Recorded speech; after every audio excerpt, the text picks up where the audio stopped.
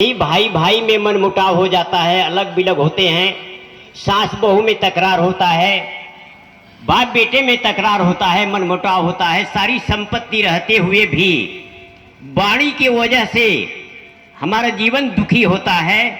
इसलिए वाणी के सुधार करने की बात मैंने कहा। इसमें हमारा इतिहास साक्षी है। सज्जनों, जो प्राचीन इतिहास है उसमें बहुत से हीरे मोती हैं, शिक्षा के, उपदेश के, ज्ञान की मोती हैं। यहाँ हमारा समाज आज 10% कबीरपंथी लोग होंगे, 90% तो समाज अन्य विचारधाराओं में आज भी लोग हैं। उस प्राचीन इतिहास में जैसे रामायण की बात होती है तो उसमें भी बहुत अच्छी बातें हैं। सदगुरु कबीर साहब का ग्रंथ है बीजक, तो ज्ञान का महान ग्रंथ है। लेकिन और भी वेद शास्त्रों में और भी धर्म ग्रंथों में भी हम खोजेंगे तो सार मिलेगा। एक ज्ञान की बात मैं कहता हूँ, वाणी से जुड़ी हुई है। रामचरितमानस में आया है, एक चौपाई आई है कि प्रातः काल उठ के रघुनाथा, मात पिता गुरु नावहि माथा। इसमें हमारे सिद्धांत में, कबीर सिद्धांत में और मानस के सिद्धांत में कोई अंतर नहीं। यहाँ हम सामंजस्य करते हैं, मेल होता है। यहाँ ये ज्ञान कामन है। प्रातः काल उठ के रघुनाथा, मात पिता गुरु नावहि माथा। प्राचीन संस्कृति में तो हमारे साहब जी बहुत लंबा व्याख्यान देते हैं। 33 करोड़ देवी देवता हैं, ब्रह्मा विष्णु महेश उसके अगुआ हैं। ब्रह्मा ने कर्मकांड चलाया, शिव ने योग मार्ग चलाया, विष्णु ने उपासना मार्ग चलाया। सबको छोड़ने के बाद पहले के लोग कहते हैं सदा भवानी दाहिने सन्मुख रहे गणेश, और 5 दिव्य मिल रक्षा करें ब्रह्मा विष्णु महेश। ब्रह्मा विष्णु महेश गणेश भवानी, ये 5 देवता कहे गए।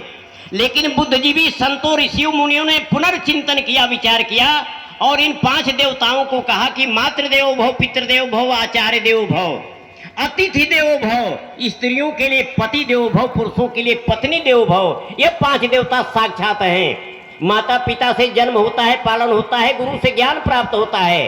अतिथि हमारे देवता है। हमारी भारतीय संस्कृति में सम्मान किया जाता है। समाज 2 भागों में पूरी धरती बटी है, नर मादा में, स्त्री पुरुष है, माता पिता के रूप में है। दोनों में प्रेम रहेगा, सद्भाव रहेगा, एक दूसरे के प्रति सम्मान भाव रहेगा तो परिवार ठीक चलेगा और अच्छा संस्कार बच्चों को मिलेगा। इसलिए स्त्रियों को कहा गया नारी धर्म पति देव न दूजा, पति ही देवता है, ऐसा मानना चाहिए, सम्मान करना चाहिए। तो पुरुषों को भी कहा गया कि नारी भी देवी के तुल्य है, देवी समान है। इसे नारी के नाम में लीलावती देवी, शांति देवी, मीरा देवी इत्यादि लिखा जाता है। तो पुरुषों को भी चाहिए कि नारी का सम्मान करें, वो देवी तुल्य है। जिस दिन ऐसा हमारा परिवार बनेगा, ये घर स्वर्ग बन जाएगा। माता पिता को देवी देवता के समान सम्मान किया जाएगा, पूजा किया जाएगा।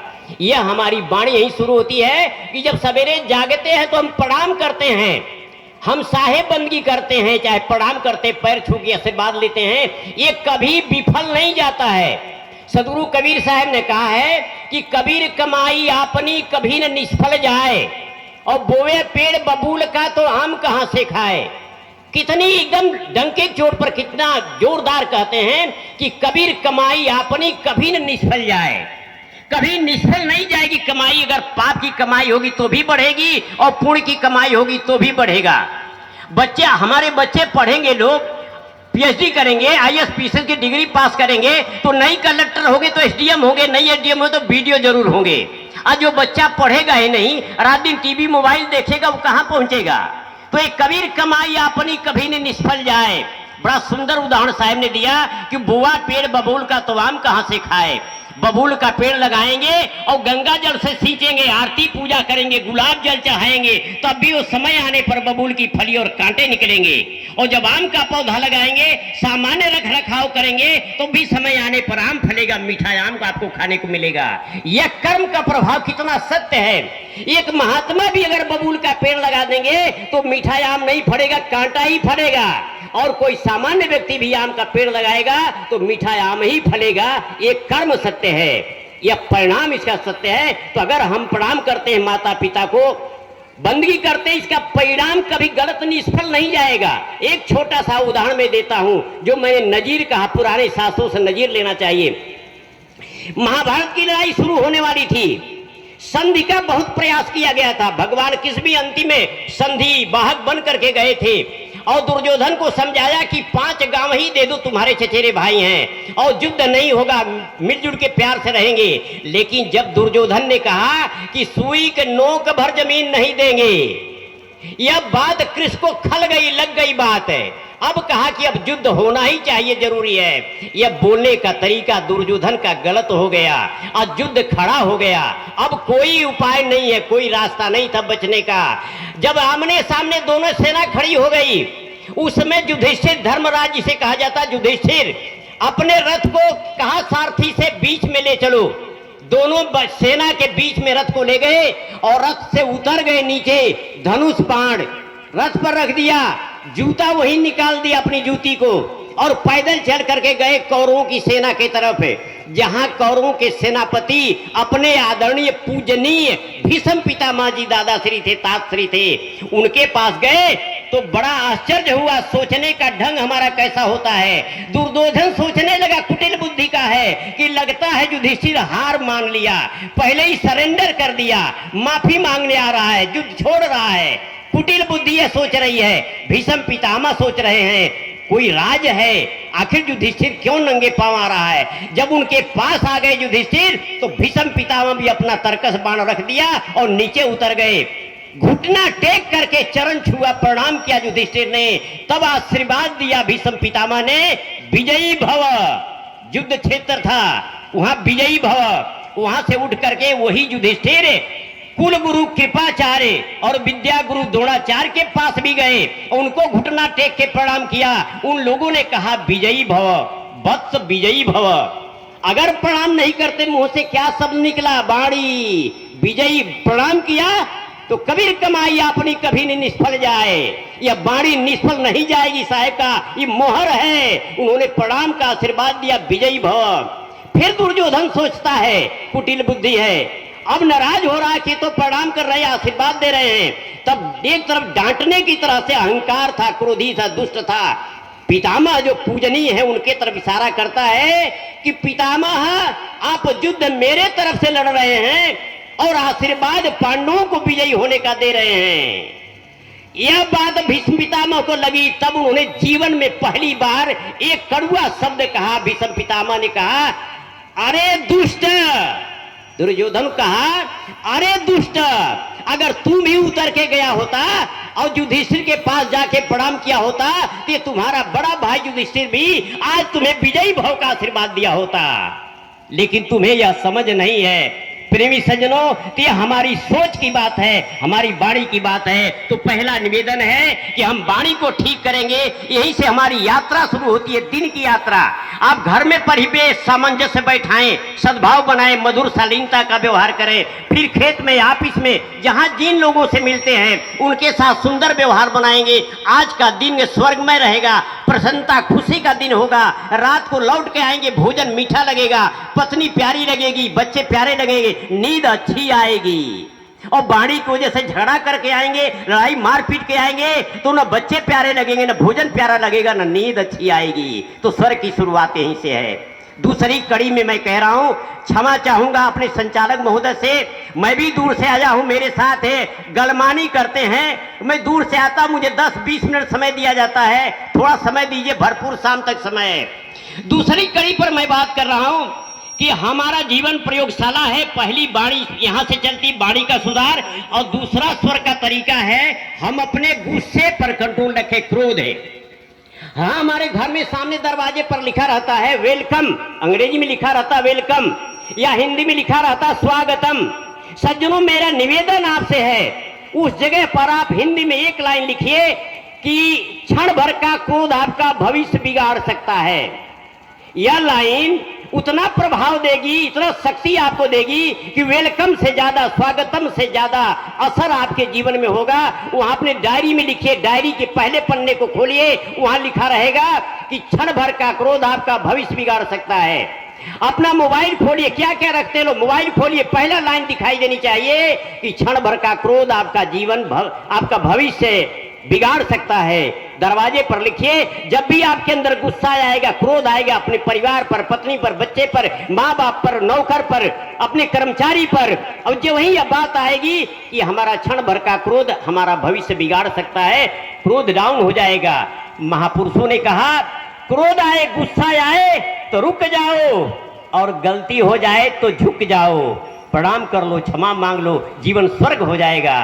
प्रेमी सज्जनों, इसलिए क्रोध को रोकने का यही तरीका है। आंगन में एक लकड़ी गाड़िए, बांस का खंभा गाड़िए, आंगन में दरवाजे पर एक गत्ता लगाइए चरकोर, उसमें चारों तरफ लिख दीजिए कि क्षण भर का क्रोध हमारा भविष्य बिगाड़ सकता है। जब भी किसी तरफ से आते जाते नजर पड़ेगी, आपका क्रोध धीरे धीरे ठंडा होगा।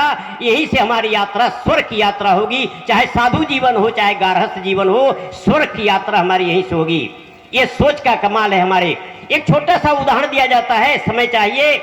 एक छोटी सी कहानी कही जाती है कि एक बादशाह था, मुगलों का शासन था। बादशाह छोटी सी गलती होने पर अपने नौकरों को, अपने गुलामों को फांसी का आदेश दिया करता था। एक दिन बादशाह जगा और अपनी आसन लगा के जमीन पर बैठ के कोई विनती अरदास कर रहा था, परमात्मा का, खुदा का ध्यान कर रहा था। उसका एक नौकर गुलाम किचन से, रसोई घर से पानी गर्म करके एक बेटे कतेला में लेके जा रहा था स्नान घर में रखने के लिए। उसी बादशाह को नहाने के लिए नौकर पानी लेके जा रहा है, गर्म पानी रखने के लिए बाथरूम में। सज्जनों, हाथ से छलक गया, भगोना गिर गया जहां बादशाह बैठ के ध्यान कर रहा था। सभी लोग ध्यान दें, पहले आदमी जगता है बिस्तर पर तो अपने गुरु को याद करता है, परमात्मा को याद करता है। मुसलमान लोग अपने बेड बिस्तरे पर याद नहीं करते, वो जमीन पर बैठ के अपना आसन लगा के याद करते, एक परंपरा है। नहाने धोने के बाद पूजा पाठ बाद में किया जाता है, विधिवत किया जाता है, वो अलग बात है। लेकिन जागते जाते हमारे यहाँ भी कहा गया है, अगर सवेरे जागते हैं माता पिता जो सामने पड़े तो प्रणाम करें, लेकिन नहीं मिलते हैं, बाद में मिलेंगे। जागते हमारे कहा संस्कृति की हाथ उठाइए, हाथ का दर्शन कीजिए। कराग्रे बस्ते लक्ष्मी कर मध्य सरस्थित अकर मूले स्थितो ब्रह्म प्रभाते कर दर्शनम। ये हमारे साहब जी इसका खंडन करेंगे, न लक्ष्मी है, न सरस्वती है, न ब्रह्म है। लेकिन हाँ, हाथ बना के कहते हैं मेरे सदगुरु मेरे हाथ में है, हम बंदगी करते हैं। हाथ जोड़ के देखिए, मैं प्रणाम दे रहा हूं। साहेब बंदगी करते हैं ना, साहेब बंदगी। बंदो सन्मुख पारखी शीश भेंट धरु हाथ है, शीश को भेंट करते, हाथ में रख के बंदगी करते हैं ना। तो यही भाव हम सवेरे रख ले कि हम हाथ बढ़ाते हैं, हे साहेब, हे परमात्मा, हे हमारे सदगुरु, आप हमारे हाथ में विराजमान होइए, मैं आपको प्रणाम करता हूं, बंदगी करता हूं। और फिर जब निकलेंगे बिस्तरे से फ्रेश होके, लाइटिंग वगैरह करके, तो माता पिता मिलेंगे तो उनको प्रणाम करिए, फिर गुरु जी मिलेंगे उनको प्रणाम करके हमारी यात्रा यहां से शुरू होती है। वो बादशाह भी नीचे बैठ के अपने खुदा को याद कर रहा था। उसका गुलाम पानी लेके जा रहा, फिसल गया, भगेला हाथ से गिरा और गर्म पानी के छींटे बादशाह के ऊपर पड़ा। बादशाह चौंका और गुलाम डरा। बादशाह चौंका कि पानी, हमारे गर्म पानी कहां से पड़ गया, और गुलाम डरा कि अब तो मेरी फांसी निश्चित है, मेरी मौत निश्चित है। अभी उठेगा रहा बादशाह और तुरंत ऑर्डर करेगा, मेरी फांसी हो जाएगी। लेकिन मरता क्या नहीं करता। हमारी भारतीय संतिम 5000 वर्ष पहले भगवान श्री कृष्ण ने कहा गीता में कि अंतमति स्वगति, जीव की अंतिम मति जैसी होती है वैसे ही उसकी गति होती है।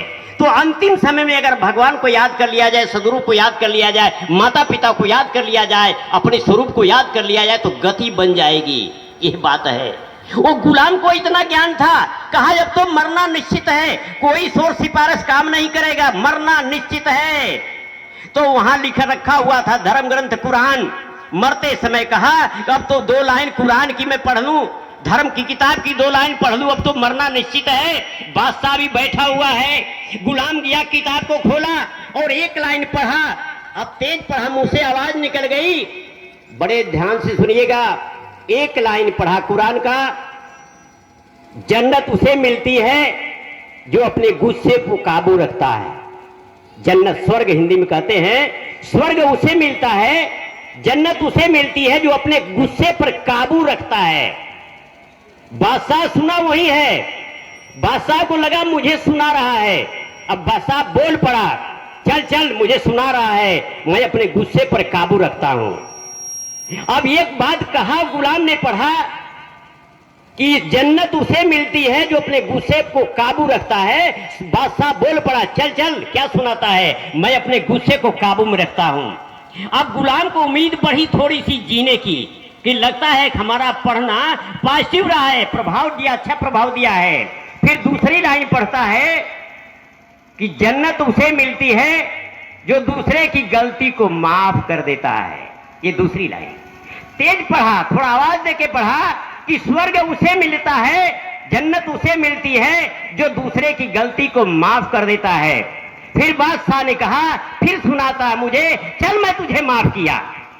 अब गुलाम को हिम्मत बढ़ी कि अब तो जीवन दान मिल गया, प्राण दान मिल गया, अब मैं बच गया, अब नहीं मरूंगा।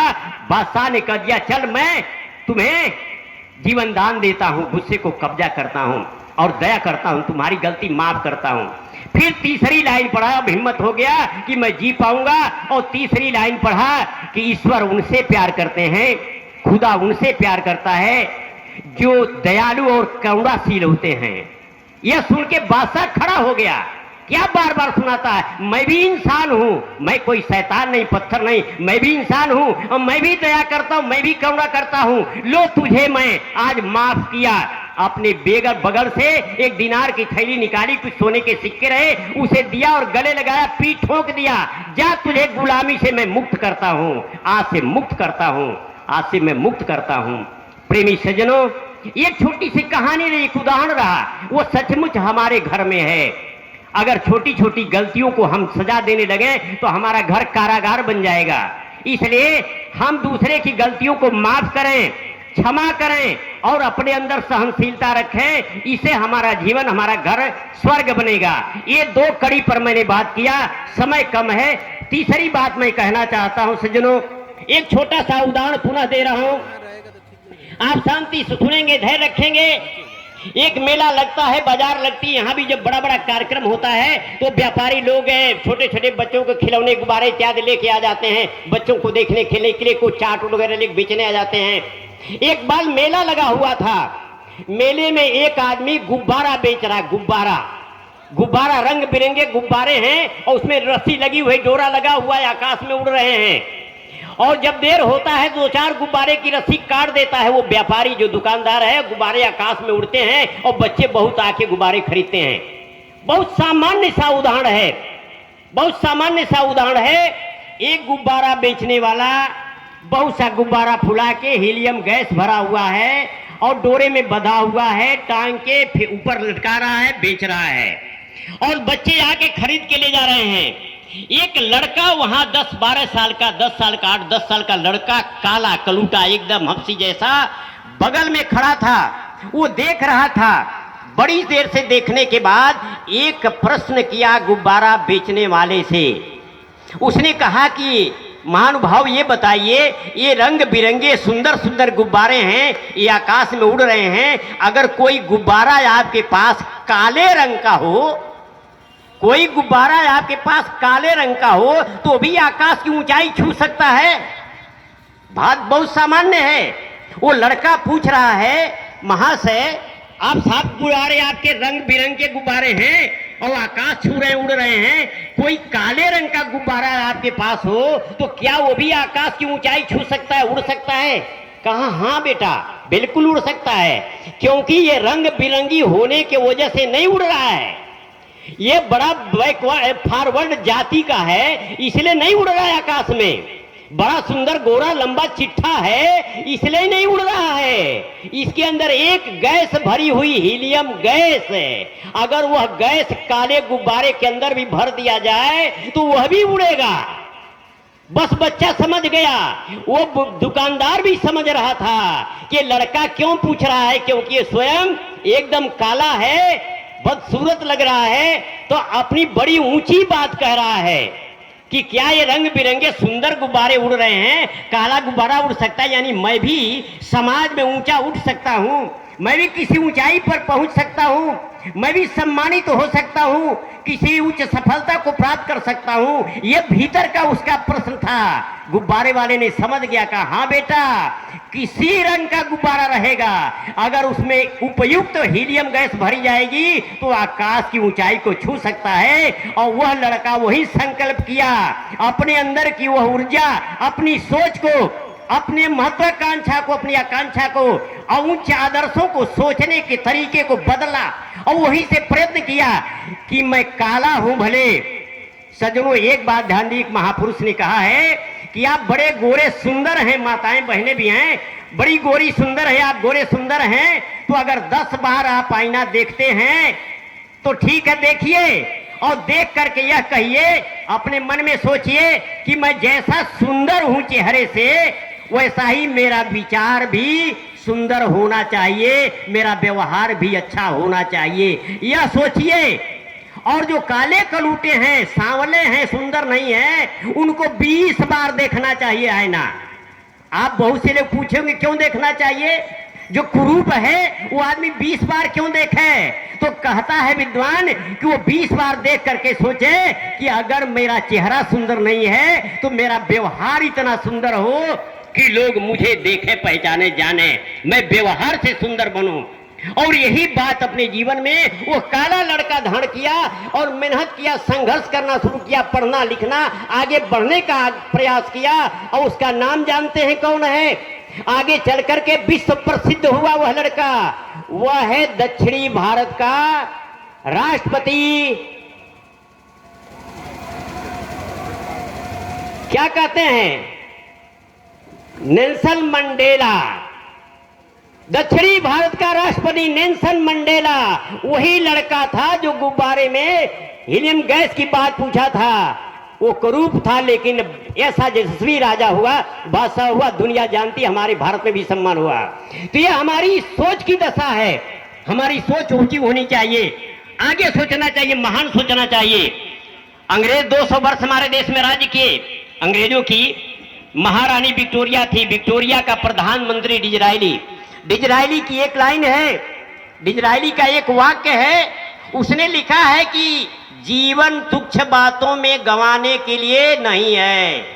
सज्जनों ध्यान दीजिए, मैं बहुत कम बोला, थोड़ा बड़ा चुटकिला बात है। हम जात के पक्ष में न पड़े, देश के पक्ष में पड़े। संतों की बात है, सर्वे भवन्तु सुखिनः। हमारा घर ही सुखी ना हो, हमारी जात के लोग सुखी ना हो, हमारा प्रदेश, हमारा देश ही सुखी ना हो, पूरी दुनिया सुखी हो, यह हमारी भारतीय संस्कृति, संतों की संस्कृति है। उदार चरिता नाम तू वसुधैव कुटुम्बकम, उदार चरित्र वालों के लिए पूरी वसुधा ही अपना कुटुंब जैसा है, इसलिए सर्वे भवन्तु सुखिनः कहा गया है। तो इस स्तर से उसे कहा गया, सोचने की बात रखिए तो आप आगे बढ़ेंगे, सब लोग सुखी रहे। ये दो बातें कही, सोच की बात ऊंची रखनी पड़ेगी अपने जीवन में, तो सोच हमारा ऊंचा होगा तो हम आगे बढ़ेंगे, अपने जीवन को आगे बढ़ाएंगे। अपने जीवन को इसी तरह हम सार्थकता की दिशा की ओर ले चलें। और हमारी बात, ये 3 बात अगर याद रहेगी अपने जीवन में, वाणी का हम सुधार करें, गुस्से को काबू रखें और सोच ऊंची रखें तो आगे बढ़ सकते हैं। बहुत से लोग अपनी सोच को ऊंचा करके आगे बढ़े हैं।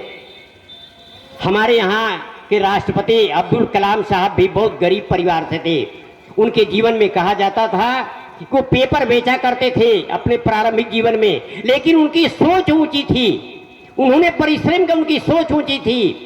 अमेरिका कीर्तिमान राष्ट्रपति, अमेरिका का कीर्तिमान राष्ट्रपति अब्राहम लिंकन एकदम ऐसा गरीब परिवार का था कि कबाड़ी की दुकान से किताब लिया करके पढ़ता था, रोड की लाइट में सड़क पर बैठ के पढ़ा होगा और बहुत संघर्ष किया, अमेरिका का कीर्तिमान राष्ट्रपति बना। वर्तमान हमारे प्रधानमंत्री को लोग चाहे व्यंग से कहे चाहे हकीकत में कहे, वो कभी प्लेटफार्म पर चाय बेचते थे तो चाय बेचने वाला भी प्रधानमंत्री हो सकता है अपनी वाणी के बदौलत। एक विद्वान ने लिखा है कि राजीव गांधी के अंदर भी क्षमता है, योग्यता है, कुछ नॉलेज है, लेकिन उसकी वाणी ठीक नहीं, बोलने का ढंग ठीक नहीं है। अगर बोलने का ढंग ठीक हो जाए तो वो भी प्रधानमंत्री बन सकते हैं। लेकिन हमारे आचार्य जो है हमारे मोदी जी, बोलने का ढंग रहा तो चाय बेचने वाले से प्रधानमंत्री बने और देश का विदेश में जाके भारत का नाम रोशन किया। अब इकोनॉमिक दृष्टि से, अर्थ की दृष्टि से आप लोग जैसा सोचते हो आपका अपना विचार है, मैं उधर नहीं जाना चाहता। मैं वाणी पर बोल रहा हूं कि वाणी हमारी ऐसी है कि वो हमें, एक गांव की भाषा में लोग कहते हैं वह मुँह पान खाला वह मुँह पनही। किसी से पूछा जाए इस शरीर बड़ा सुंदर 5 फुट का शरीर मिला है, इस शरीर में सबसे सुंदर अंग कौन सा है, सबसे बढ़िया मूल्यवान कीमती अंग कौन सा है, तो सोचते सोचते आएगा जीभ है। हमारी जीभ सबसे कीमती है और सब, क्योंकि यही जीभ से हम वाणी बोलते हैं, पढ़ते लिखते हैं, आदर सम्मान स्वागत करते हैं। ध्यान दीजिए, शब्दों में बड़ी जान होती है। हमारे वाक को सुने, शब्दों में बड़ी जान होती है, इसी से आरती अरदास और अजान होती है। बात है कि नहीं? सवेरे जागता है तो हमारे भाई लोग आरती करेंगे, मंदिरों में आरती होगी, कहीं अरदास होगा गुरुद्वारे में, कहीं मस्जिद में अजान पढ़ी जाएगी, किससे? वाणी के द्वारा। और इसी वाणी के द्वारा लोग झगड़ा लड़ाई भी करते होंगे। तो शब्दों में बड़ी जान होती है, इसी से आरती अरदास और अजान होती है। इसलिए वाणी को सुधार करें, गुस्से को कंट्रोल रखें, अपनी सोच को ऊंचा रखें। और मैं ज्यादा समय नहीं लूं, इन्हीं शब्दों के साथ वाणी विराम दे रहा हूं। जो भरा नहीं है भावों से बहती जिसमें रसधार नहीं, हृदय नहीं वो पत्थर है जिसमें मानवता का प्यार नहीं। बड़े प्यार से मिलना सबसे दुनिया में इंसान रे, न जाने किस भेष में बाबा मिल जाए भगवान रे। कितने भेष में कैसे कैसे संत के रूप में आज भगवान रूप में आपके यहाँ आए हैं। गोस्वामी जी ने लिखा, संत मही विचरई हेता और जड़ जीवन को करें सचेता। संत लोग पृथ्वी पर इसीलिए विचरण करते हैं कि जो भोले भाले लोग हैं अपने धर्म को, अपने कर्तव्य को, अपने उत्तरदायित्व को, अपनी जिम्मेदारी को नहीं समझते हैं। उनको जगाने, बताने, चेताने, समझाने के लिए संत निकलते हैं अपने छोटे से परिवार को छोड़ करके, और इस पूरे समाज को अपने माता पिता भाई बहन जैसा परिवार समझ के सबकी उन्नति के लिए अपना जीवन समर्पण करते हैं। और मैं भी वैसा ही अपना जीवन समर्पण किया हूं आपकी सेवा में। अगर हमारी वाणी से आपके जीवन में थोड़ा भी परिवर्तन आएगा, लाभ आएगा, सुधरेगा, कल्याण होगा, तो हमारा भी जीवन सार्थक होगा। इन्हीं शब्दों के साथ मैं वाणी विराम दे रहा हूं। सर्वे भवन्तु सुखिनः, सर्वे सन्तु निरामया, सर्वे भद्राणि पश्यन्तु, मां कश्चित् दुख भाग भवेत्। रहेगी गुलशन, ये उर्दू शब्द है। रहेगी गुलशन तो फूल खिलते रहेंगे। अपने आंगन में अगल बगल में क्यारी, गुलशन में फुलवारी आप लगाए रहेंगे तो इसमें गेंदा फूला हुआ है। बेला चमेली गुलनार सो गुलदाउजी, मरुआ कचनार छबिछाए हैं, अशोक और निवारी कुंद के तकी में दयता रसिक भौर फूल में लुभाए हैं। ये फुलवारी का नक्शा है। यह है कि बेला चमेली गुलनार सो गुलदाउजी, मरुआ कचनार छबिछाए हैं, अशोक और निवारी कुंद के तकी में दयता रसिक भौर फूल में लुभाए हैं। तो अगर आपके घर आंगन में फुलवारी होगी अगल बगल में, तो मौसम के पौधे लगाएंगे, फूल खिलेंगे। कभी गेंदा खुलेगा, कभी गुलदाउजी खिलेगी, कभी बेली खुलेगी, कभी रात रानी खिलेगा। तो प्रेमी सज्जनों, नहीं जिसके क्यारी है तो वो अपना गमला रखता है, घर आंगन में छत पर गमला रखता है, गमले में फूल लगाता है, तो रहेगी गुलशन तो फूल खिलते रहेंगे, और रहेगी जिंदगी तो पुनः इसे करौदा धाम में मिलते रहेंगे। साहेब बंदगी, साहेब बंदगी, साहेब। बहुत बहुत धन्यवाद साहब जी। करतल ध्वनि से, तालियों से आपकी स्वागत की गई। बहुत बहुत जीवन की हर मोड़, हर विषय, इस जीवन से जहां भूल होती है वहां आपने इंगित किया है। और सर्वोपरि जो वाणी के बारे में आपने हिदायत दिया है,